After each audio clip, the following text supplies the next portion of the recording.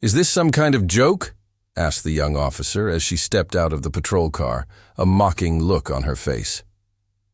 James Harris, 82 years old, sat motionless on his motorcycle, his hands steady on the handlebars, eyes calm and focused on the horizon. The officers exchanged impatient glances.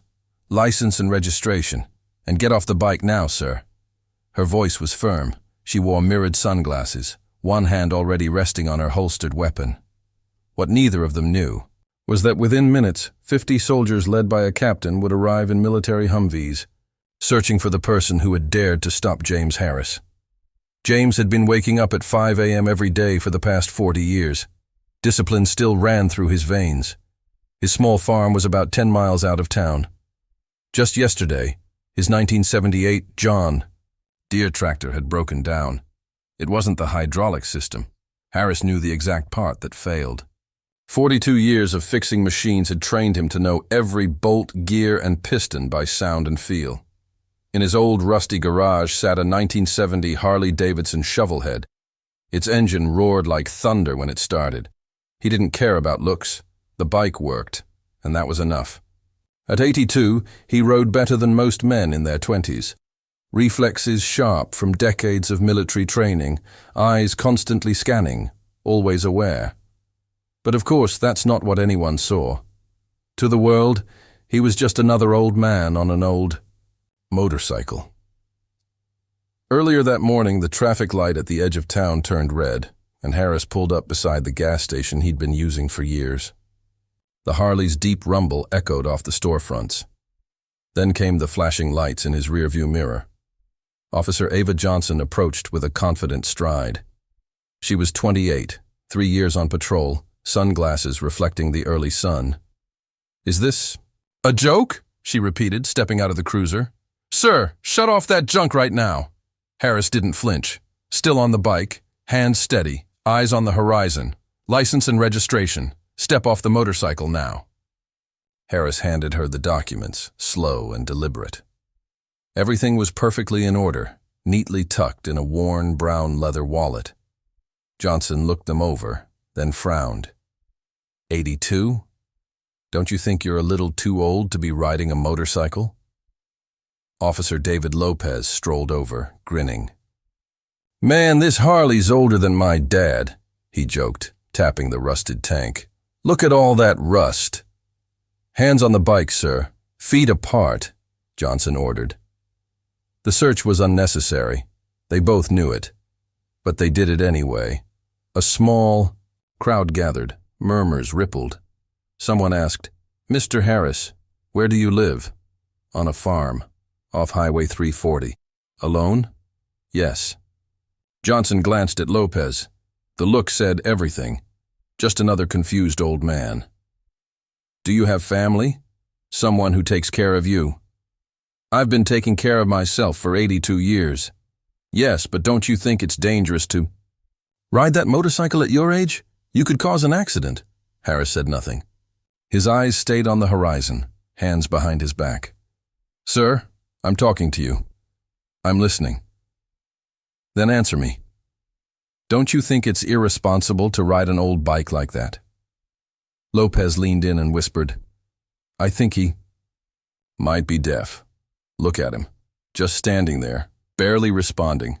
Johnson raised her voice. "Mr. Harris, can you hear me? Do you understand what I'm saying?"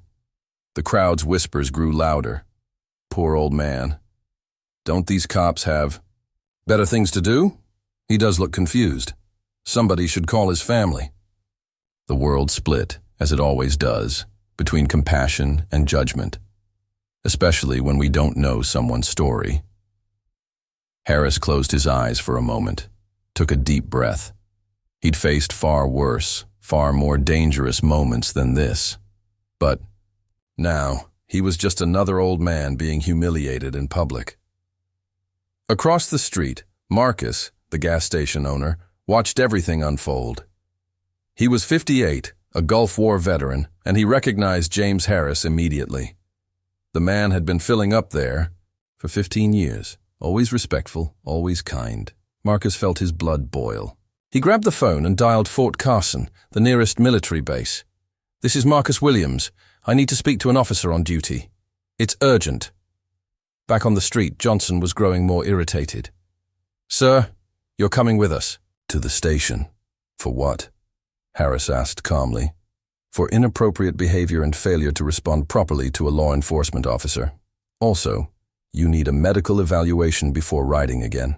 Harris looked at her with the same patience he once used to train young soldiers, 18-year-old recruits who thought they knew everything.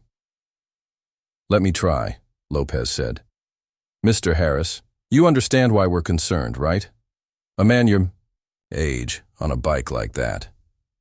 "Dangerous for who?" Harris interrupted. "For you? For other drivers? I've been riding for 65 years, never caused an accident." "Yeah, but now it's different. Slower reflexes, impaired vision." Harris could have told them that just 6 months ago his reflexes were tested, that he exercises daily, that his coordination rivals men half his age, but he didn't need to prove anything. Back on the phone, Marcus explained the situation. "We've got a fellow veteran, James Harris, being disrespected by police. I've known him for 15 years. There was a pause on the line. "Did you say James Harris?" "Yes." "Hold on." The voice on the other end changed. "Keep your eyes on the situation. We're sending a unit. Do not let them do anything to Colonel Harris until we arrive." Marcus froze. "Colonel?" Across the street, Johnson had now decided Harris needed psychiatric evaluation. "Mr. Harris, I'm going to need you to get in the vehicle. We're going to the hospital. I'm not going." "What do you mean you're not going? This isn't a request." "Based on what law?" Harris asked. "There wasn't one." Johnson hesitated.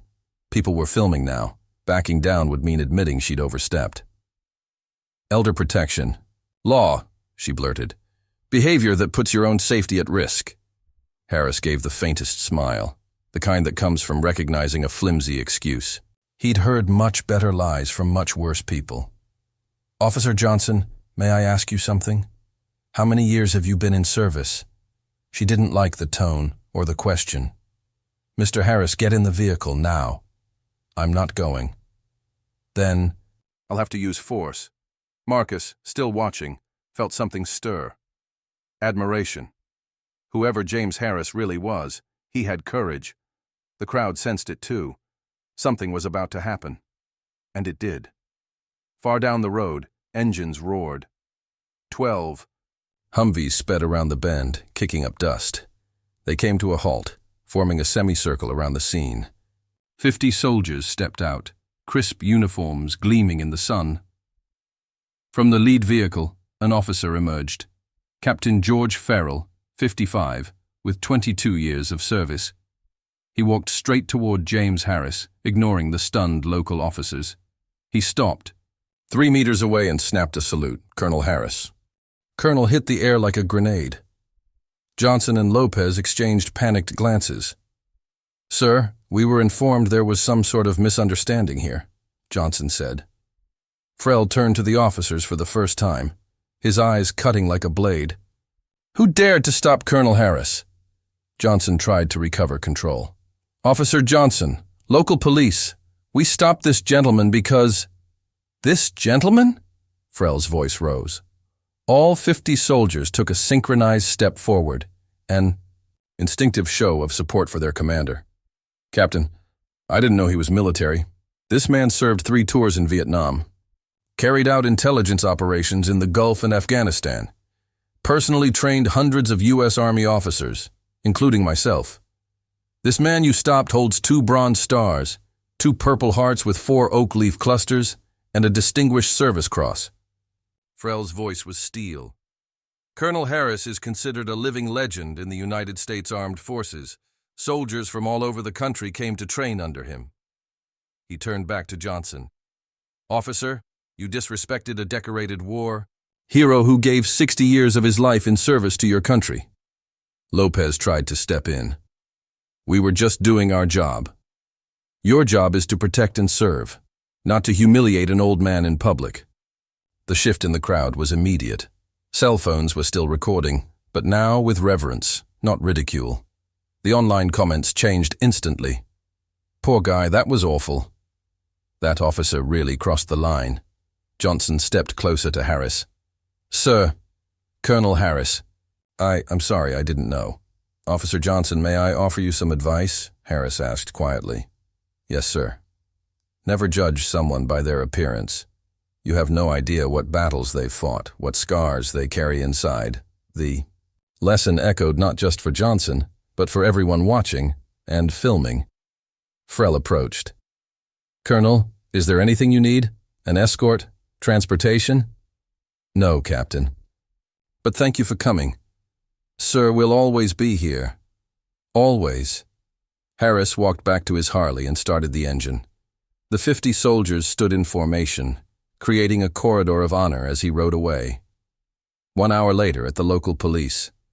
Station, Sheriff Smith, 52 years old, 15 years in office, received a call from the military base. Sheriff Smith, Captain Frell, Fort Carson.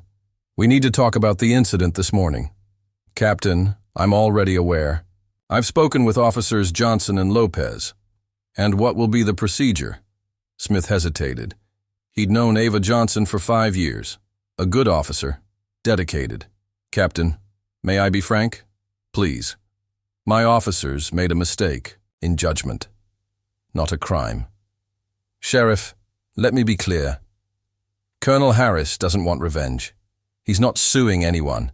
He doesn't want to ruin anyone's career. But we, as a military institution, cannot accept our veterans being treated this way. Smith understood the message. Political weight, institutional pressure, consequences that went far beyond a local precinct. What do you suggest? A training program, developed in partnership with us. Your officers will visit our base to understand what it truly means to serve this country. It'll be done, Captain. 1 week later at the municipal precinct, Sheriff Smith gathered all the officers for an emergency meeting. Everyone, starting today, we're implementing a new protocol for field encounters, and all of you will be attending training at the military base. Ava Johnson stood up, nervous. Colleagues, last week I made a serious mistake. I disrespected a man who deserves our deepest admiration. But I learned something more important than procedures and regulations. I learned about human dignity. She looked around the room. Every person we stop on the street carries a story. This is about treating everyone, especially the elderly, with basic respect, asking before assuming, listening before judging. Days later, Officer Ava Johnson drove down Highway 340, heart pounding. The property was simple but well kept. A white-painted wooden house, a porch with rocking chairs, a garden full of colorful flowers, a John Deere tractor parked next to the barn. Harris was underneath the tractor in a grease-stained coverall, working on the hydraulic system. His Harley rested in the shade of a large tree. Johnson pulled up in the patrol car, took a deep breath, and walked over. Colonel Harris. Harris slid out from under the tractor and wiped his hands on an old rag. Officer Johnson, can I help you? Sir, I came to talk, if that's all right with you. Want some coffee? Just made a fresh pot. Inside the modest kitchen, Harris poured coffee into 2 blue ceramic mugs. He sat at an old wooden table and motioned for Johnson to sit across from him. Officer, may I ask you a few questions? Of course. Why did you become a police officer? Johnson wasn't expecting that. I wanted to help people, make a difference in the community. How many accidents caused by elderly drivers have you responded to? Very few. Actually, most of the accidents I see are caused by younger drivers, drunk, speeding, texting. Harris gave a gentle smile. Then, why did you assume I was the problem? Johnson couldn't answer. The truth was too obvious and too painful. Harris stood and walked to the window. He watched his cows grazing in the pasture. Respect isn't earned just by a uniform or a rank. It's earned by how you treat others, no matter their age. She looked out the window at the motorcycle. She realized Harris had been riding that bike longer than she'd been alive. That 1970 Harley Davidson still made noise, still looked old and rusty, but it still worked. It still got Harris where he needed to go. That motorcycle still had roads to travel. So did Colonel Harris. So do all of us.